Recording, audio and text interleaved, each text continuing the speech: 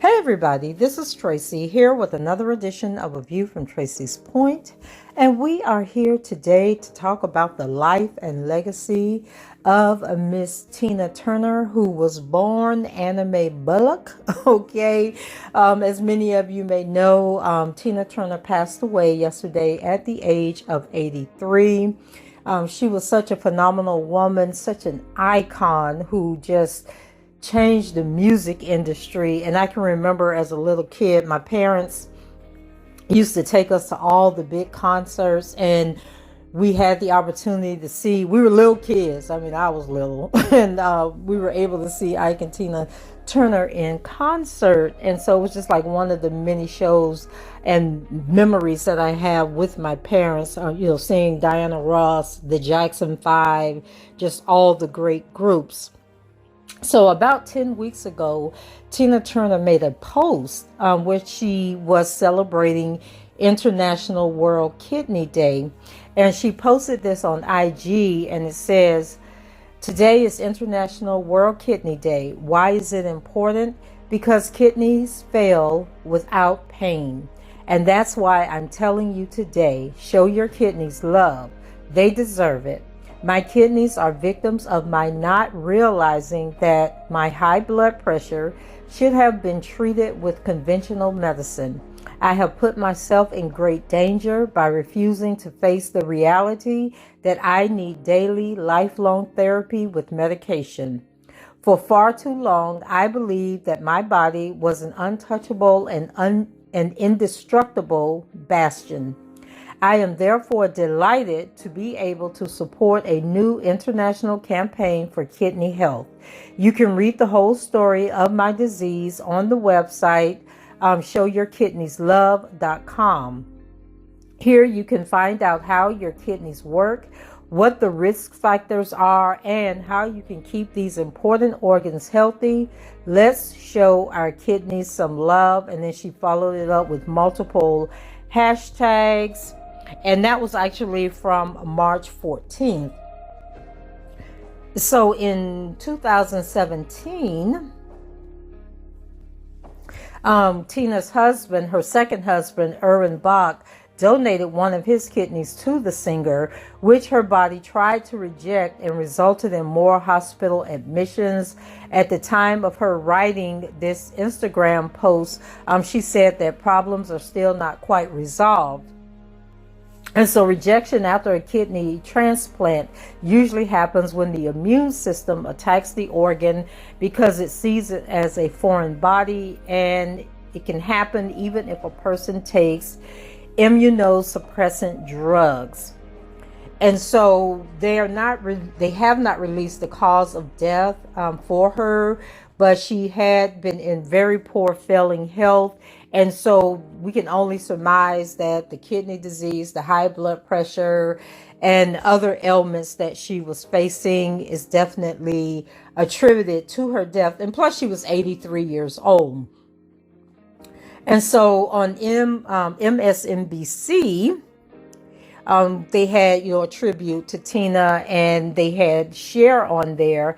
And it says that Cher said that Tina was really sick in her final years and confirmed that she had continued to use a dialysis machine in her home in Kuznach, Switzerland, where she lived. And she fought this sickness for such a long time, and she was so strong as you think she would be. But I know towards the end, she told me once, she said, "I'm really ready. I just don't want to put up with this anymore," she added. In addition to the statement from her family, the news of Turner's passing was also shared, a statement posted to her Instagram. And that statement was, "It is with great sadness that we announce the passing of Tina Turner. With her music and her boundless passion for life, she enchanted millions of fans around the world and inspired the stars of tomorrow. Today we say goodbye to a dear friend who leaves us all her greatest work, her music. All our heartfelt compassion goes out to her family. Tina, we will miss you dearly. And so, as you guys may know, Tina had two biological sons, and both of those sons have passed away. One of them passed as a result of a suicide, and the other one passed recently. He had suffered from a form of cancer. I want to say colon cancer, but I could be wrong, so don't quote me. But he passed away. He was found on the sidewalk or something outside of his house. It was, the story surrounding his death was kind of suspicious, but they came back and said that the official cause was from the cancer. So that's what we are going to go with. So Tina Turner was born Anna Mae Bullock on November 26, 1939, and she passed away on yesterday, May 24th, 2023. She was an American-born and naturalized Swiss, a singer, dancer, actress, and author. Widely referred to as the Queen of Rock and Roll, she rose to prominence as the lead singer of the Ike and Tina Turner Revue before launching a successful career as a solo performing artist. She actually set multiple records in 1988. She held the Guinness World Record for the largest playing audience, which was 180,000 people. And that was for a solo performance. In 1967, she was the first Black artist and first female on the cover of Rolling Stone magazine. In 1993, the World Music Awards presented her with the Legend Award. In 1993, she also received the Legend Award from Essence magazine. In 1996, she received the accolade of Legion d'Honneur from the French education minister. In 1999, she was ranked number 2 on VH1's list of 100 greatest women of rock and roll. In 2002, Tennessee State Route 19 between Brownsville and Nutbush, you know, she mentioned Nutbush in one of her songs, was named Tina Turner Tina Turner Highway. In 2003, Rolling Stone ranked Proud Mary, the best of Ike and Tina Turner, number 212 on their list of the 500 greatest albums of all time. And then in 2004, People ranked her 1985 performance of What's Love Got to Do with It as one of the top 10 Grammy moments. In 2008, Rolling Stone ranked Turner number 17 on their list of the 100 greatest singers of all time. In 2009, Time magazine ranked her the 1985. I'm sorry, guys. Hold on a second.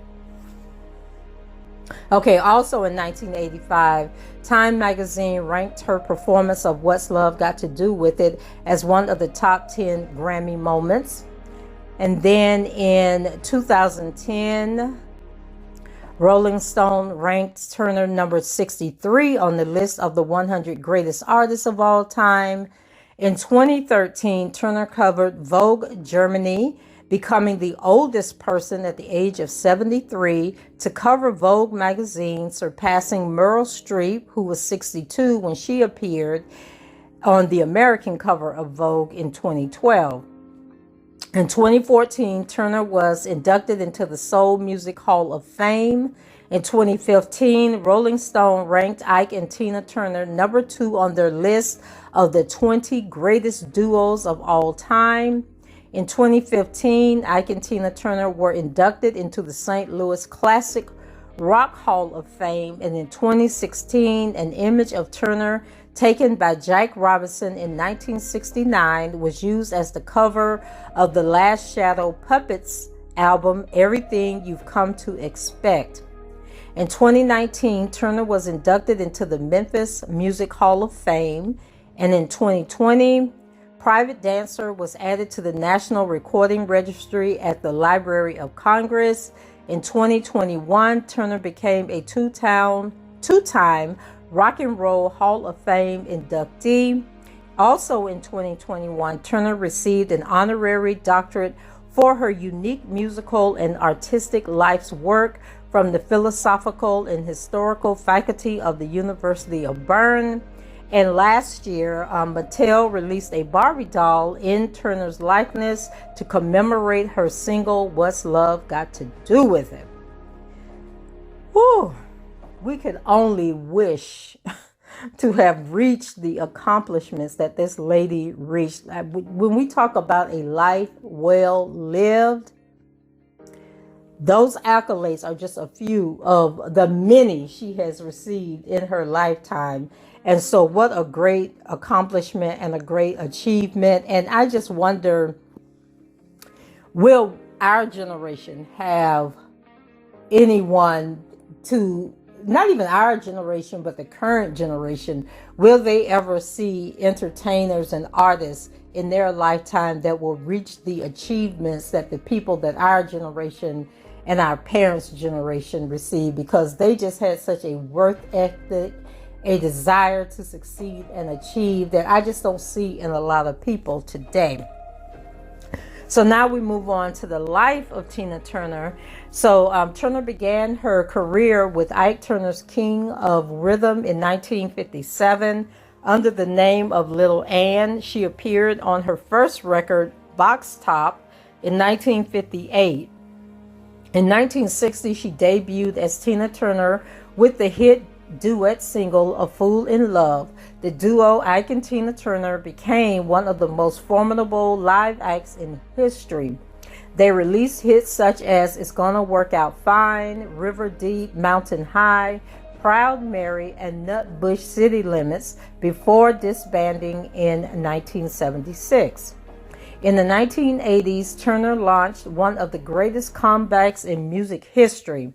Her 1984 multi-platinum album, Private Dancer, contained the hit song, What's Love Got to Do With It, which won the Grammy Award for Record of the Year and became her first and only #1 song on the Billboard Hot 100. Age 44, she was the oldest female solo artist to top the Hot 100. Her chart success continued with Better Be Good to Me, Private Dancer, We Don't Need Another Hero, From Thunderdome, Typical Male, The Best, I Don't Want to Fight, and Golden Eye. During her break, Every Rule World Tour in 1988, she set a then Guinness World Record for the largest paying audience of 100,000 for a solo performance. Turner also acted in the films Tommy in 1975 and Mad Max Beyond Thunderdome in 1985. In 1993, What's Love Got to Do With It, a biographical film adapted from her autobiography, I, Tina, My Life Story, was released. In 2009, Turner retired after completing her Tina 50th anniversary tour, which is the 15th highest grossing tour of the 2000s. In 2018, she became the subject of the jukebox musical Tina. And so let me stick a pin in there. For those of you who follow my channel, you know I have issues with my voice. For those of you who are new to my channel, I have voice issues, okay? And so this is one of those days where my voice is cutting up. And so when I'm doing this video, I'm actually sitting in a room with no air conditioning and the ceiling fan is turned off. And so although I am hot and sweating, okay, it helps my voice, but then it also kind of distracts me and makes me stumble across some of these words because I'm like, whoo, child, it's hot in here. Okay, so please bear with me. Those that have been following me know that I can read. I have good comprehension skills. It's just that my voice and the air situation and all of that kind of throws me off track. So anyway, let's pick back up here because we got a ways to go because this lady lived a life. So, having sold over 100 million records worldwide, Tina is one of the best-selling recording artists of all time.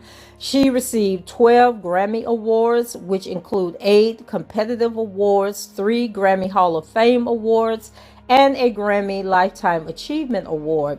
She was the first Black artist and first woman to be on the cover of Rolling Stone. Rolling Stone ranked her among the 100 greatest artists of all time and the 100 greatest singers of all time. Turner had a star on the Hollywood Walk of Fame and the St. Louis Walk of Fame. She was twice inducted into the Rock and Roll Hall of Fame, with Ike Turner in 1991 and as a solo artist in 2021. She was also a 2005 recipient of the Kennedy Center Honors and Woman of the Year Award. Tina died following a long illness, as I stated on yesterday, May 24th, 2023. At the age of 83. So where did Miss Turner get her start? So Turner, was born Anna Mae Bullock on November 26, 1939 in Brownsville, Tennessee, the youngest daughter of Floyd Richard Bullock and his wife Zelma Priscilla. It says that the family lived in the nearby rural unincorporated community of Nutbush, Tennessee, where her father worked as an overseer of the sharecroppers at Poindexter Farm on Highway 180. She later recalled picking cotton with the family at an early age when she participated in the PBS series African American Lives 2 with Henry Gates Jr., who shared her genealogical DNA test estimates, which were predominantly African, approximately 33% European, and only 1% Native American. Previously, she believed she had a significant amount of Native American ancestry. And I have to stick a pin in this because my dear mother, who passed away last year, my sister got a DNA test done, one of those ancestry DNA tests, and it came back, that we were like, or that she was like 20% Cameroon, certain percent Nigerian, and it went on and on and on. So when we read the results to my mom was like, well, that can't be right because, talk about her mother. My mama was, she was part African, American Indian. And so we was like, well, Mama, a lot of people think that they got Indian in them, but they really don't. And she said, well, no, I'm pretty sure because her mama was half Indian. So she was going on through this history of this Native American blood that was supposed to have been in our DNA. So I was just like, okay, well, unless you adopted Cynthia, Mama, you ain't got no American Indian in your blood. And she was just really devastated by that. And then I also find the comparison because in one of my college courses, I had to interview a Florida native, someone who was born in Florida and always lived in Florida. And I chose my mom. And one of the stories she shared with me was that she used to pick tobacco. And so, here Miss Turner is out there picking cotton, child. So our family history is rich. And our parents did some things that some of us would never do. Okay, so it goes on to say that Miss Bullock had 2 older sisters, Evelyn Juanita Curry and Ruby Aline Bullock, a songwriter. She was also the first cousin once removed of bluesman Eugene Bridges. As young children, the 3 sisters were separated when their parents relocated to Knoxville, Tennessee to work at a defense facility during World War II.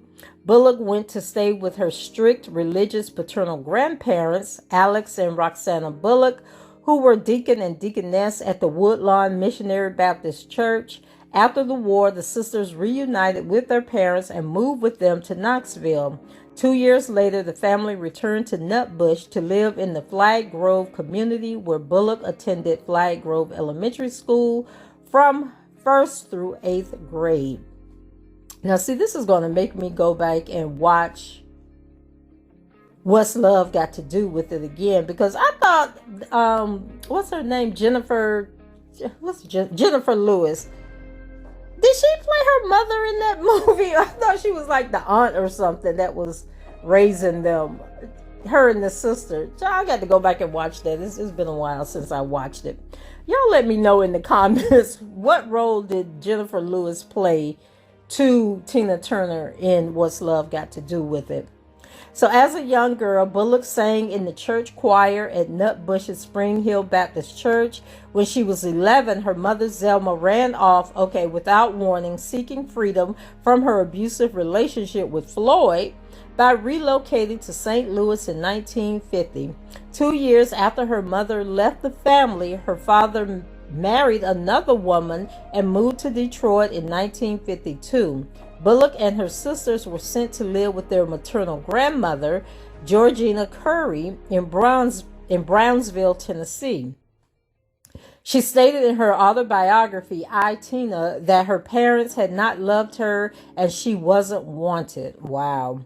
So Zelma had planned to leave Floyd, but stayed once she became pregnant. She was a very young woman who didn't want another child, Tina recalled in the book.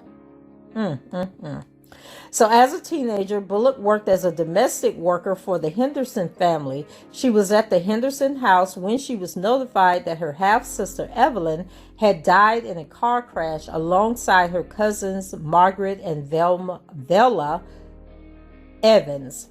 A self-professed tomboy, Bullock joined both the cheerleading squad and the female basketball team at Carver High School in Brownsville and socialized every chance she got. When Bullock was 16, her grandmother died, so she went to live with her mother in St. Louis. She graduated from Summer High School in 1958. After her graduation, Bullock worked as a nurse's aide at Barnes Jewish Hospital. So while still in Brownsville, Turner then called Anna Mae Bullock. She was still going by animation and become Tina Turner till she and Ike hooked up and started their group. Fell in love for the first time with Harry Taylor.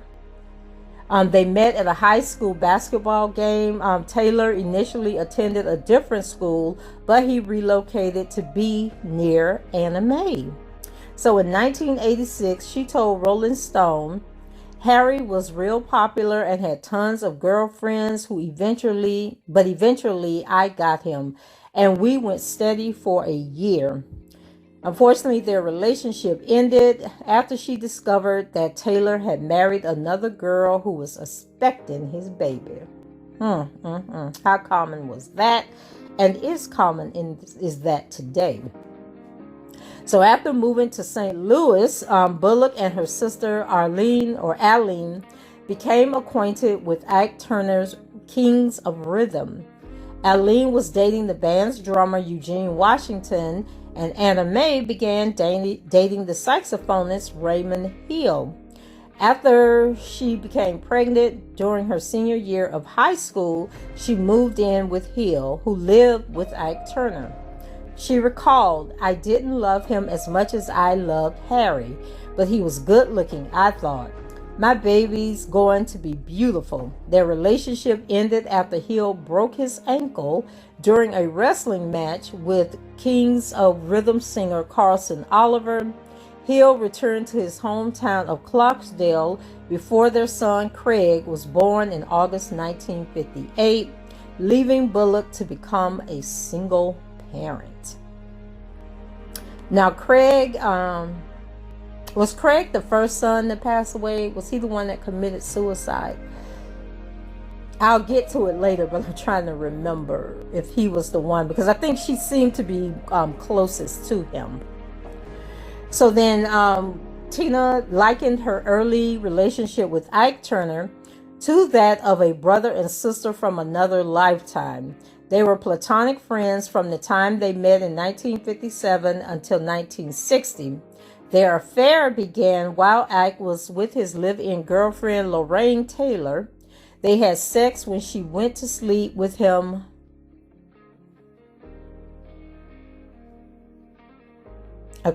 They had sex when she went to sleep with him after another musician threatened to go into her room.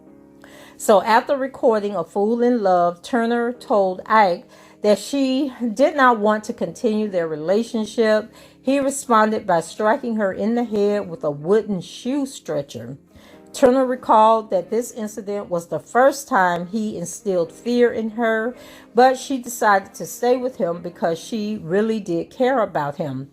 After the birth of their son, Ronnie, in October 1960, they moved to Los Angeles in 1962 and married in Tijuana.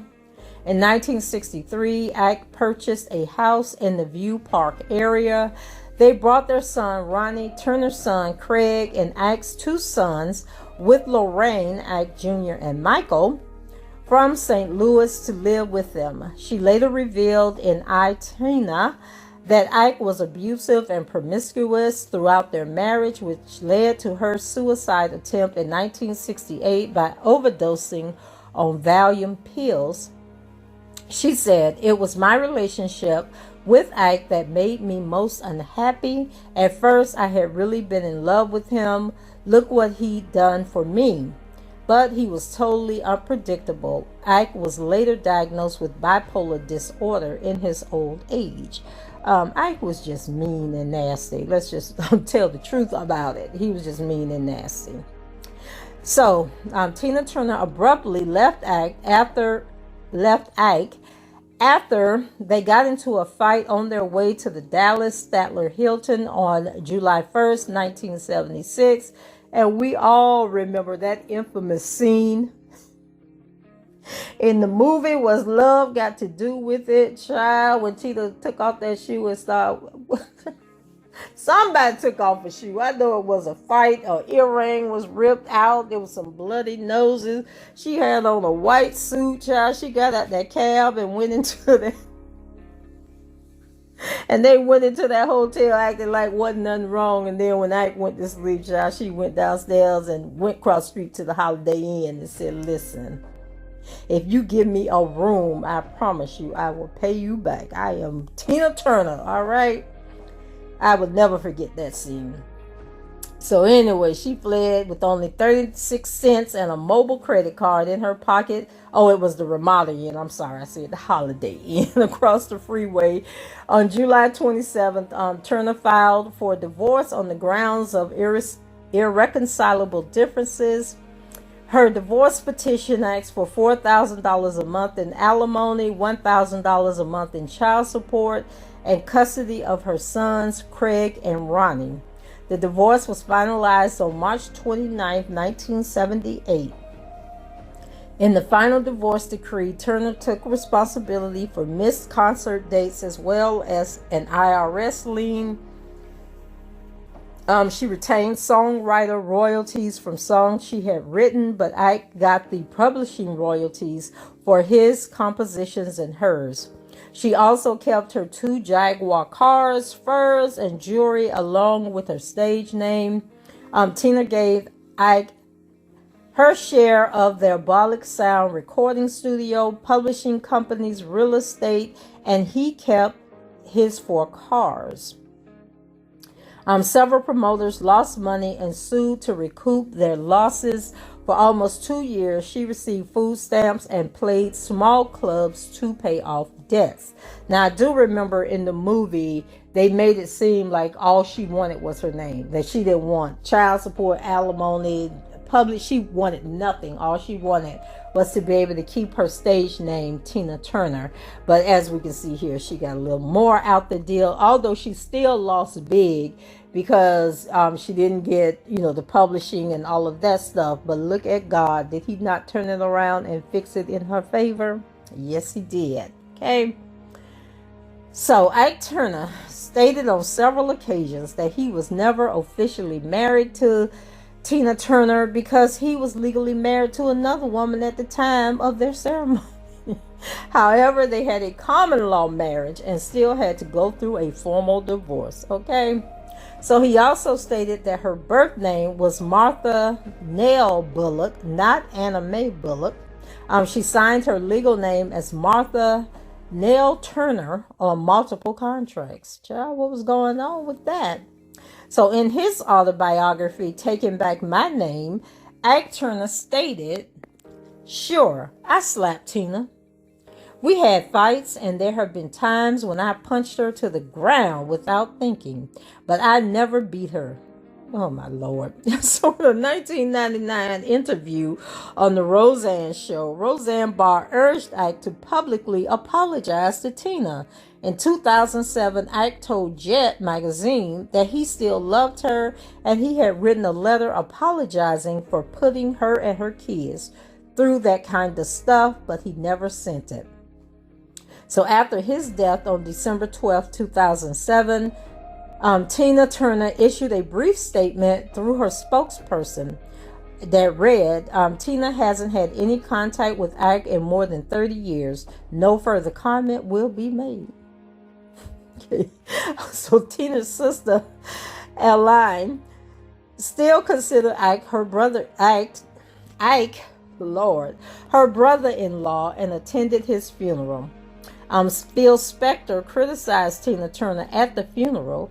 Turner told the Sunday Times in 2018 that, as an old person, I have forgiven him, but I would not work with him. He asked for one more tour with me, and I said, no, absolutely not. Ike wasn't someone you could forgive and allow him back in. I know that's right, child.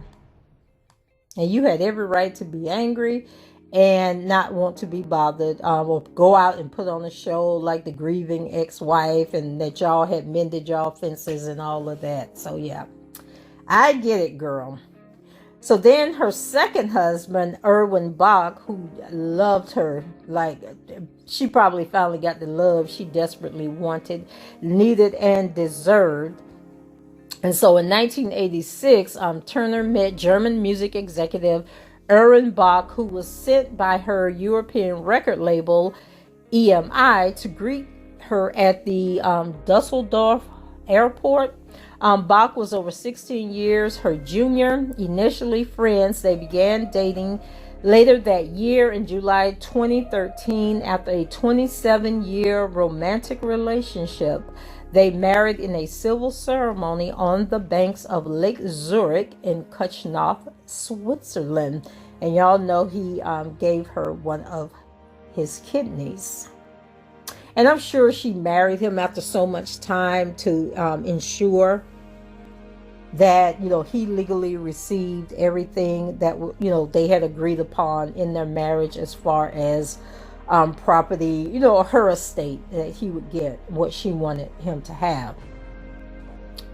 So as I mentioned before, Tina Turner had two biological sons, one with the guy, her first boyfriend, Raymond Hill, and his name was Raymond Craig, born on August 20th, 1958. And the other son was with Ike Turner, and that was Ronnie, whose real name is Ronald Rennell Turner, who was born on October 27th, 1960. And I also stated to you guys earlier that both of them are deceased. So she also adopted two of Ike Turner's children, raising them as her own. Turner was 18 years old when she gave birth to her eldest son. His biological father was Kings of Rhythm saxophonist Raymond Hill. Ike Turner adopted Raymond Craig Hill and changed his name to Craig Raymond Turner. Lord have mercy. Craig was found dead in an apartment from suicide in July of 2018. And then the youngest son, Ronnie, played bass guitar in a band called Manufactured Funk with songwriter and musician Patrick Moten. Ronnie also played for both of his parents' bands. Through him, Turner had two grandchildren. He was married to French singer Afida Turner, and Ronnie died from complications of colon cancer in December of last year. So during Turner's divorce trial, Ike sent their four sons to live with her and gave her money for 1 month's rent. Ike Turner Jr. worked as a sound engineer at Bollock Sound and briefly for Turner after her divorce. After winning a Grammy Award for producing his father's album Rising with the Blues, he toured with former Ikeette Randy Love as Sweet Randy Love and the Love Thing Band. Ike Turner Jr. stated that he and his brothers have a distant relationship with their mother, Tina. Tina Turner wrote in her autobiography, I, Tina, that after her divorce, she became a little bit estranged from all her sons except for Craig. In 1989, Turner told TV Week that she's still there for the boys, but there had been reports of Turner's estrangement from her sons in the years before her death. And then we know in the movie What's Love Got to Do with It that Turner sometimes referred to herself as a Buddhist, a Baptist, alluding to her upbringing in the Baptist church where her father was a deacon and later conversion to Buddhism as an adult. In her 2016 interview with Lion's Roar magazine, she declared, I consider myself a Buddhist. The February 15th, 1979 issue of Jet magazine featured Turner with her Buddhist altar on the cover. Turner has credited the liturgy of Nichiren Daishonin and Soka Gakkai International, and I'm sure I butchered those names, for her introduction to spiritual knowledge. And she also talked about, her experience with Buddhism in her 1986 autobiography. And so Turner met with the 14th Dalai Lama Tenzin Gyatso in Isendelen, child, don't quote me on that, y'all, Switzerland, on August 2nd, 2005. She also met with Swiss Tibetan Buddhist singer Dechon Shok Daksay, and in 2009 co-created a spiritual music project with Shok Daksay and Swiss singer Rugala Kurte called Beyond. And she was quoted as saying, I would have been lost in my life at that point without him.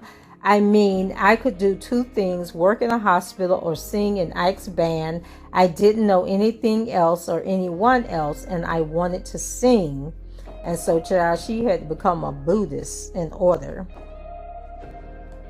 to be able to deal with Mr. Ike Turner. So in 1960, Ike Turner wrote A Fool in Love for singer Art Lassiter. Tina Turner was to sing background for Lassiter's backing vocalist, the Artettes. Okay, so Lassiter failed to show up for the recording session. Since Ike had already paid for the studio time, he told Tina to sing the song. All right. Okay, but they were going to dub Tina off the song and put the Art Lassiter guy on it anyway, but then they took the song and then this disc jockey played the song, blah, blah, blah. Okay, so Tina, ended up with the song and it was like one of her best songs. Okay, so for the recording and publishing rights, they got the $25,000. And then Dave Murray also convinced Ike to make Tina the star of the show. Ike responded by renaming her from Anna Mae Bullock to Tina Turner because it rhymed with Sheena. However, family and friends still called her Ann. He was inspired by Sheena, Queen of the Jungle, and Nayoka, the Jungle Girl, to create her stage persona. Interesting. So Turner Ike added his last name and trademarked the name as a form of protection so that if Anna Mae left him like his previous singers had, he could replace her with another Tina Turner. Child, just let her know that you are irreplaceable. But he found out. Did he not find out that she definitely was not? Okay, so Tina Turner was introduced to the public as Anna Mae Bullock was introduced to the public as Tina Turner with the single A Fool in Love in July 1960. It reached number 2 on the Hot R&B Sides chart and number 27 on the Billboard Hot 100. Journalist Kurt Loder described the track as the blackest record to ever creep into the white pop charts since Ray Charles' gospel-styled What I'd Say. that previous summer. Okay. Another single from the duo is Gonna Work Out Fine reached number 14 on the Hot 100 and number 2 on the R&B chart in 1961, earning them a Grammy nomination for Best Rock and Roll Performance. Singles released between 1960 and 1962 included the R&B hits I Idolize You, Poor Fool, and Tra La La La. After the release of A Fool in Love, Ike created the Ike and Tina Turner Revue, which included the Kings of Rhythm and a girl group, the Ikeettes. As backing vocalists and dancers, he remained in the background as the band leader. Ike put the entire review through a rigorous touring schedule across the United States, performing 90 days straight in venues around the country. During the days of the Chitlin circuit, the Ike and Tina Turner Revue built a reputation as one of the most hottest, most durable, and potentially most explosive of all R&B ensembles, rivaling the James Brown Revue in terms of musical spectacle. Due to their profitable performances, they were able to perform in front of desegregated audiences in southern clubs and hotels. Between 1963 and 1965, the band toured constantly and produced moderately successful R&B singles. Turner's first credited single as a solo artist, Too Many Ties That Bind, We Need an Understanding, was released from Ike's label, Sonya Records, in 1964. Another single by the duo, You Can't Miss Nothing That You Never Had, reached number 29 on the Billboard R&B chart. After their tenure at Sue Records, the duo signed with more than 10 labels during the remainder of the decade, including Kent, Cinco, Tangerine, Pompeii, A&M, and Mint. In 1964, they signed with Loma Records, a subsidiary of Warner Brothers Records, which was run by Bob Kosnoff. Kosnoff became their manager shortly after they left Sue Records. And on the Warner Brothers label, they achieved their first charting album with Live, the Ike and Turner Show, peaking at number 8 on the Billboard Hot R&B LPs chart in February 1965. Their singles, Tell Her I'm Not Home, released on Loma, and Goodbye So Long, released on Modern Records, were top 40 R&B hits in 1965.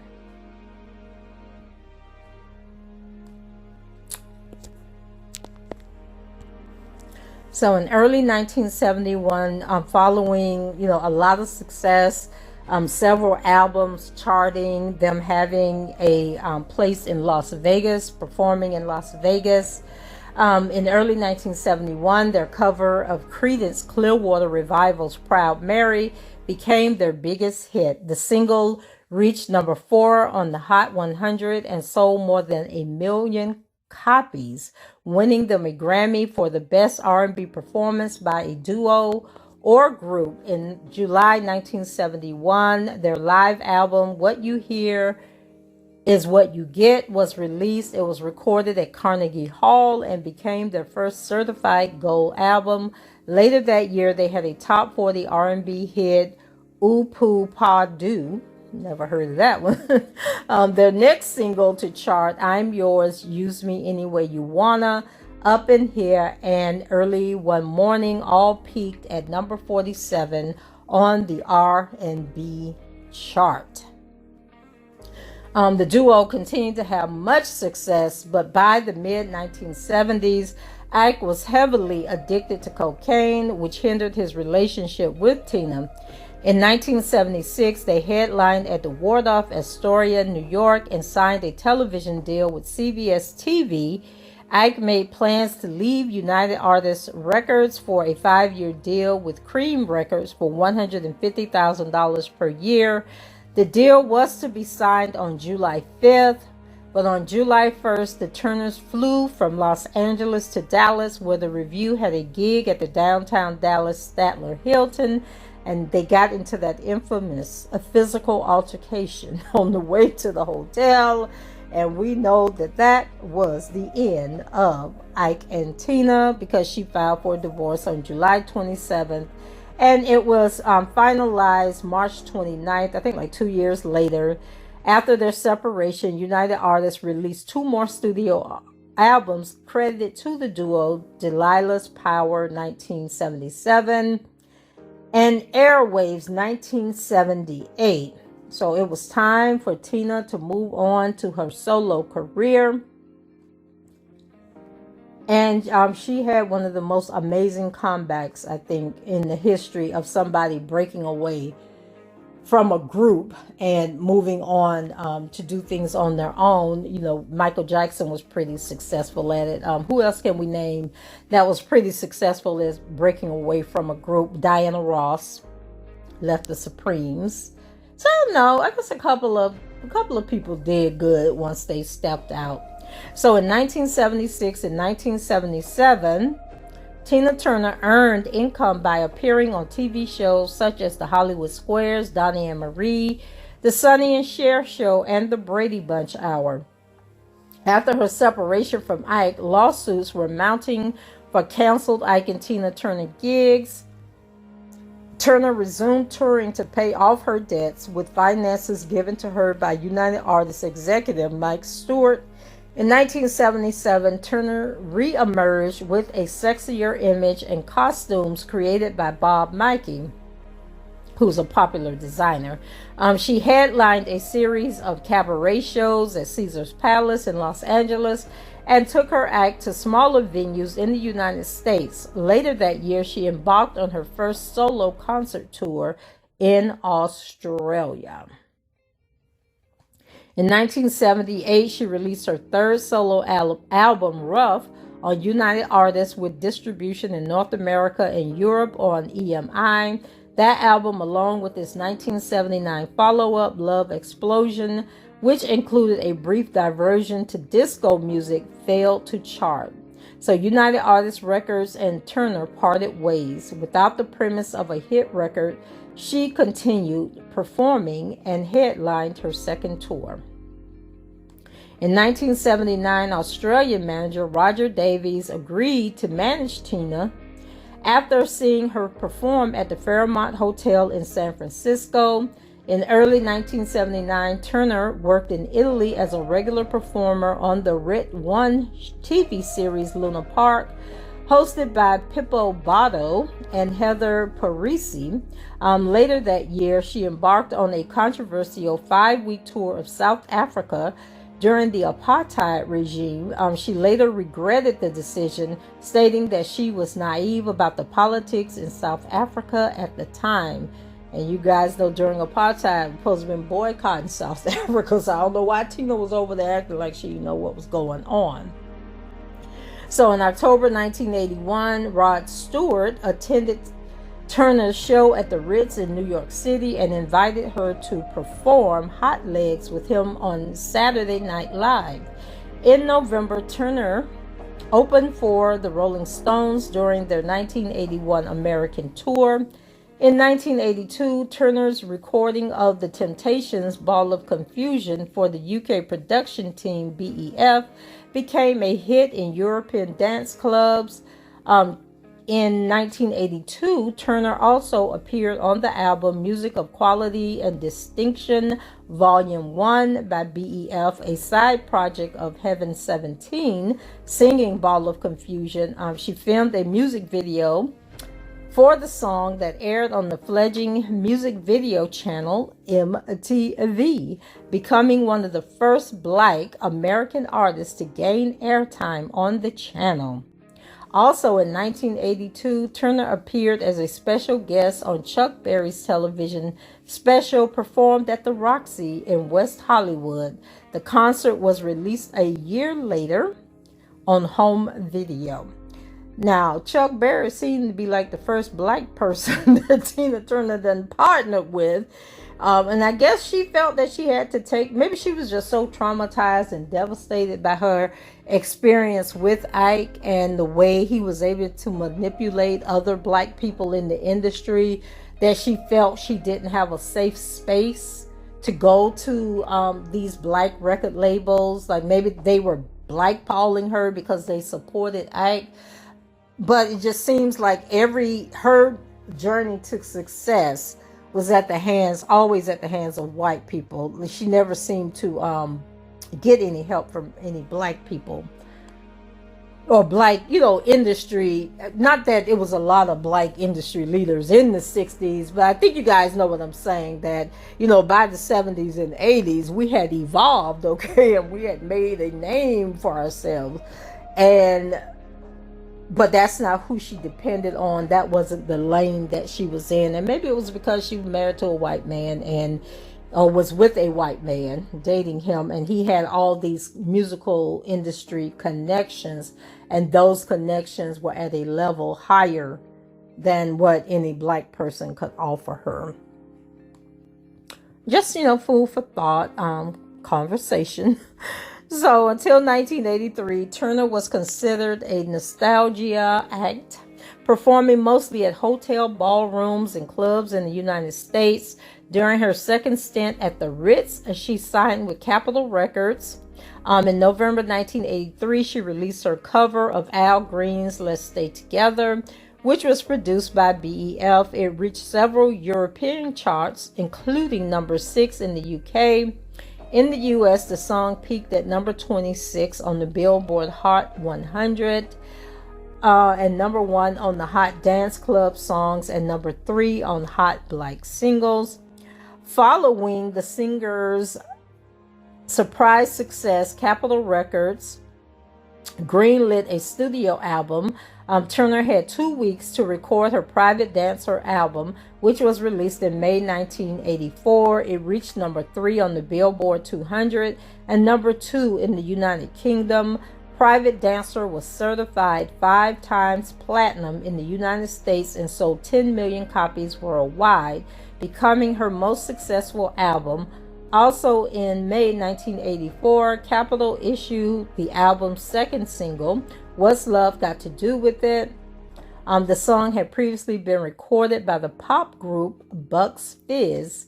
Following the album's release, Turner joined Lionel Richie as the opening act on his tour.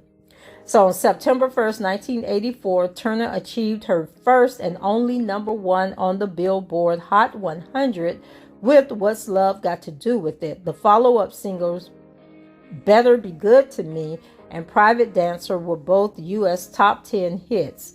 The same year, she duet with David Bowie on the cover of the Iggy Pop's Tonight. Released a single in November. It peaked at number 53 in both the UK and the US. She culminated her comeback when she won the Grammy at the 27th Annual Grammy Awards, including the Grammy Award for Record of the Year, What's Love Got to Do With It. In February 1985, she embarked on her second world tour to support the Private Dancer album. 2 nights were filmed in Birmingham, England's NEC Arena, and later released as a concert on home video. During this time, she contributed vocals to the USA for Africa benefit song, We Are the World. So, Tina Turner's success continued when she traveled to Australia to star opposite Mel Gibson in the 1985 post-apocalyptic film Mad Max Beyond Thunderdome. The movie provided her with her first acting role in 10 years. She portrayed the glamorous entity, the ruler of Bartertown. Upon release, critical response of her performance was generally positive. The film was a global success, grossing more than $36 million in the U.S. She later received the NAACP Image Award for Outstanding Actress for her role in the film. She recorded 2 songs for the movie, We Don't Need Another Hero, which was also dubbed Thunderdome, and One of the Living. Both became hits, with the latter winning a Grammy Award for Best Female Rock Vocal Performance. In July 1985, 1985, Turner performed at Live Aid alongside Mick Jagger. Their performance shocked observers when Jagger ripped her skirt off. Turner released a duet, It's Only Love, with Bryan Adams, and it was nominated for a Grammy Award, and the music video won the MTV Music Award for Best Stage Performance. So in 1986, she released her sixth solo album, Break Every Rule, which reached #1 in 4 countries and sold over 5 million copies worldwide within its first year of release. The album sold more than 1 million copies in the United States and Germany alone. The album featured the singles Typical Male, Two People, What You Get Is What You See, and the Grammy-winning Back Where You Started. Prior to the album's release, Turner published her autobiography, I, Tina, which became a bestseller. That year, she received a star on the Hollywood Walk of Fame. Her Break Every Rule world tour, which began in March 1987 in Munich, Germany, was the third highest grossing tour by a female artist in North America that year. In January 1988, Turner performed in front of approximately 180,000 people at Maracanã Stadium in Rio de Janeiro, Brazil, setting a Guinness World Record. At the time of the largest paying concert attendance for a solo artist, in April 1988, she released Tina Live in Europe album. I tell you, she was a busy woman. And let's see, in 1991, Ike and Tina Turner were inducted into the Rock and Roll Hall of Fame. Ike was incarcerated and Tina did not attend. Lord have mercy. Turner stated through her publicist that she was taking a leave of absence following her tour, and she felt emotionally unequipped to return to the U.S. and respond to the night of celebration in the manner she would want. Phil Spector accepted the award on her behalf. In 1993, the semi-autobiographical film What's Love Got to Do With It was released. The film starred Angela Bassett as Tina Turner, and she played the absolute hell out of that role. Okay? Whew. Angela is a hometown girl. She's from where I am from, and she did her thing. And so it also starred Lawrence Fishburne as Ike Turner, and he did a phenomenal job as well. And they received Best Actress and Best Actor Oscar nominations for their roles. While she was not heavily involved in the film, Tina contributed to the soundtrack for What's Love Got to Do With It, re-recording old songs and several new songs. The single I Don't Want to Fight from the soundtrack was a top 10 hit in the US and UK. In 1993, she embarked on her What's Love tour, which visited primarily North America with a few shows in Australia, Asia, and Europe. In 1995, she returned to the studio, releasing Golden Eye, which was written by Bono, and The Edge of You 2 for the James Bond film Golden Eye. In 1996, she released the Wildest Dreams album, accompanied by her Wildest Dreams tour. In September 1999, she celebrated her 60th birthday by releasing the dance-infused song When the Heartache Is Over as the leading single from her 10th and final solo album, 24/7. So the success of the single and the following tour helped the album become certified gold by the RIAA, and the 24/7 tour was the highest grossing tour of 2000, grossing over $120 million.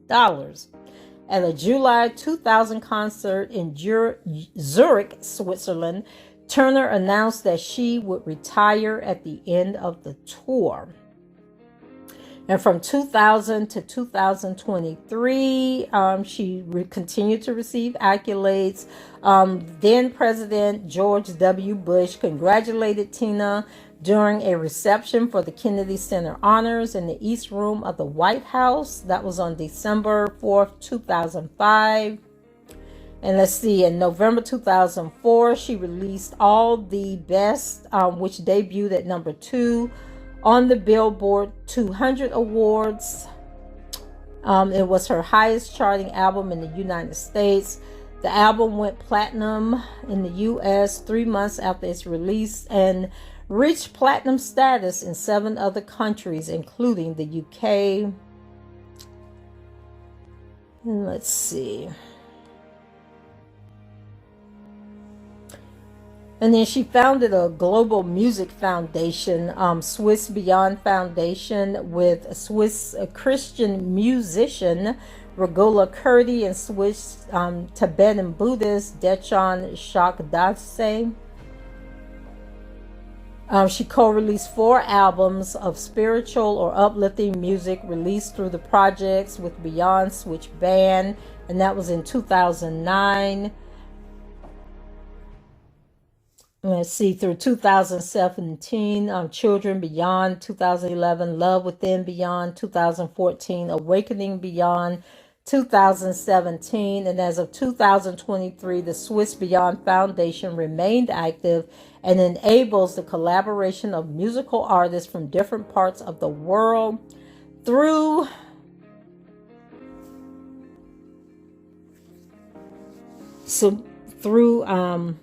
something I want to say, support of Tina Turner.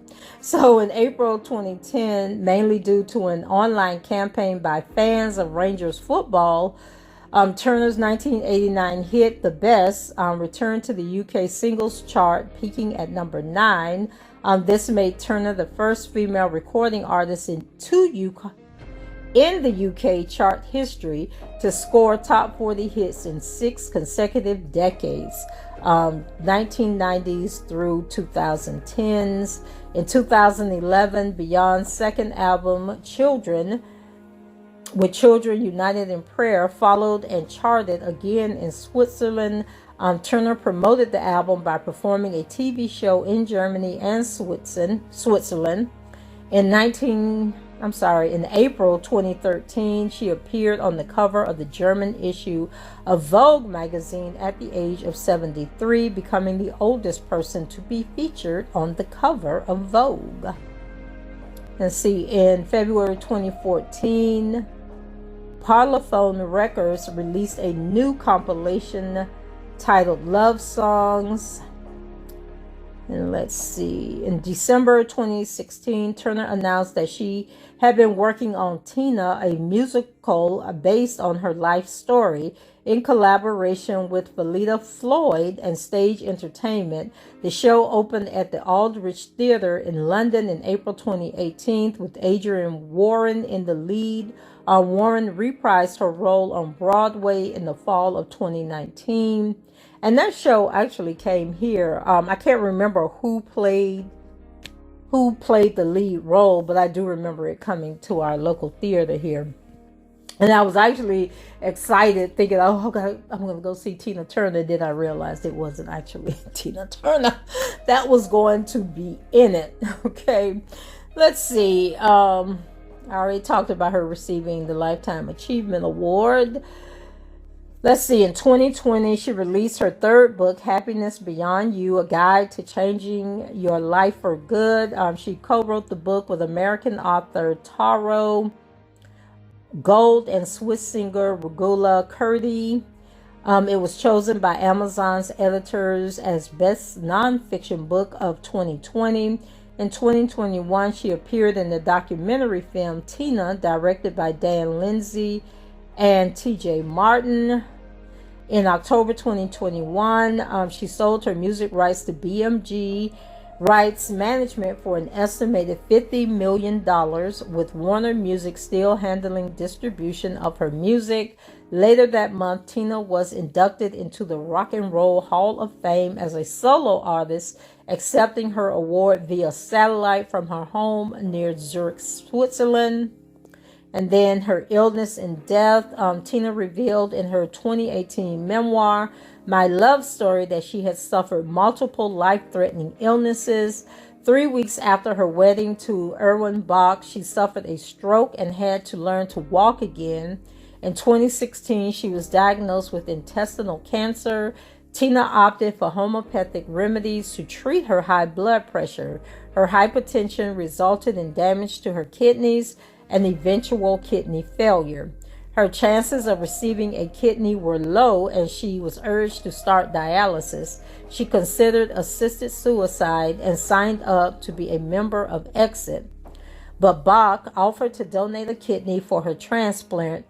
Turner had kidney transplant surgery on April 7, 2017. On May 24, 2023, Turner died at her home in Kuchnach, Switzerland, at the age of 83, following a long illness including cancer, strokes, and kidney failure in her final years. Salute to the late Anna Mae Bullock, who we knew and loved as Tina Turner. Job well done.